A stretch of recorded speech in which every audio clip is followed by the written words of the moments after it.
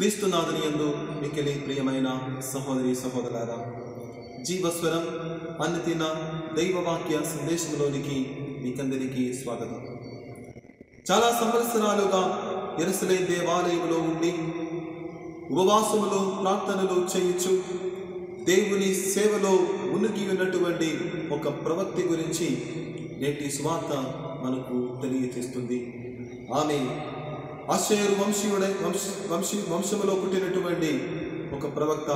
ఆమె పేరు అన్నమ్మ. ప్రియులారా, చిన్నారి బాలయేసును సమర్పణకు యెరూషలేము దేవాలయంలో తీసుకుని వచ్చినప్పుడు మొట్టమొదటిగా ఆ బాలునిలో దేవుని దర్శించి ఈ ప్రవక్తి ధన్యవాదములు అర్పించినట్లు మనము సువార్తలో చూస్తున్నాము.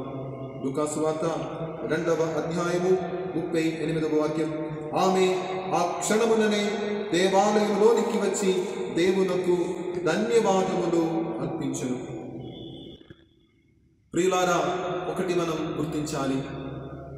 పశువుల పాకలో దీనుడై పుట్టినటువంటి ఆ బాలునిలో దేవుని సాన్నిధ్యాన్ని లేదా దేవుని దర్శనాన్ని ఆమె ఏ విధముగా చూడగలిగింది? దానికి కారణం యెరూషలేము దేవాలయంలో చాలా సంవత్సరాలుగా ఉండి ఆమె చేసిన ఉపవాసములు, ఆమె చేసిన ప్రార్థనలు. ప్రియులారా, మన జీవితంలో కూడా ఇలా దేవుడు అప్పుడప్పుడు మన దగ్గర నుండి నడిచిపోతారు.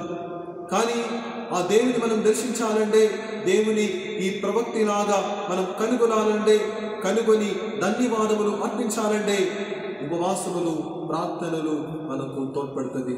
కాబట్టి ఉపవాసముతో ప్రార్థనతో దేవుని తెలుసుకునే బిడ్డలుగా మనం మారుతాం.